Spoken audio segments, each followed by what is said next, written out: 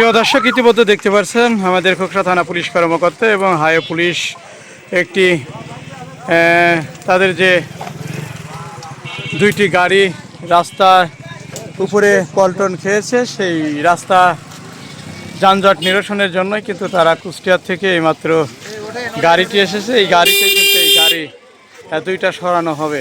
খোকসা থানা পুলিশ কর্মকর্তা তারা কিন্তু 16/4/2025 ইংরাজি রোজ বুধবার ভোর 6টায় কুষ্টিয়া রাজবাড়ী আঞ্চলিক মহাসড়কে খোকসা পাইকপাড়া মির্জাপুর ব্লক অফিসের পাশে ঢাকা থেকে ছেড়ে আসা একটি ট্রাক এবং কুমারখালী থেকে ছেড়ে আসা বালু ভর্তি ড্রাম ট্রাক মুখোমুখি সংঘর্ষ হয়।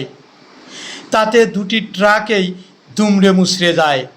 ঢাকা থেকে ছেড়ে আসা একটি ট্রাকের ড্রাইভার সহ 3 জন গুরুতর আহত হয় এবং স্থানীয়রা গুরুতর 3 জনকে উদ্ধার করে খোকসা উপজেলা স্বাস্থ্য কমপ্লেক্সে পাঠায়। তবে বালু ভর্তি ড্রাম ট্রাকের ড্রাইভার পলাতক রয়েছে বলে জানা যায়। তাতে রাস্তার উপরে ট্রাক দুটি পল্টন খায়। তাতে ঢাকাগামী পরিবহন ছোট বড় যানবাহনে যানজট সৃষ্টি হয়। তাতে বিপাকে পড়েন ঢাকাগামী যাত্রী। পরে কুষ্টিয়া হাইওয়ে পুলিশ 4 ঘন্টা পর যানজট চলাচল স্বাভাবিক করেন। পাইকপাড়া মির্জাপুর থেকে মোহাম্মদ হাফিজুল ইসলাম বকুল, বিটিভি নিউজ, খোকসা, কুষ্টিয়া।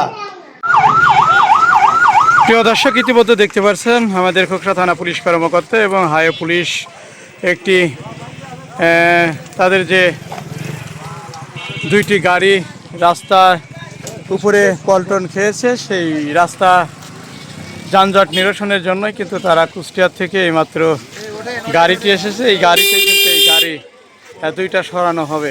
খোকসা থানা পুলিশ কর্মকর্তা তারা কিন্তু চলে যাচ্ছে। ইতিমধ্যে আমাদের মাঝে কুষ্টিয়া হাইওয়ে পুলিশ কর্মকর্তা তারা কিন্তু এসেছে। কিছুক্ষণের মধ্যে এই গাড়ি দুইটা সরিয়ে নেওয়া হবে।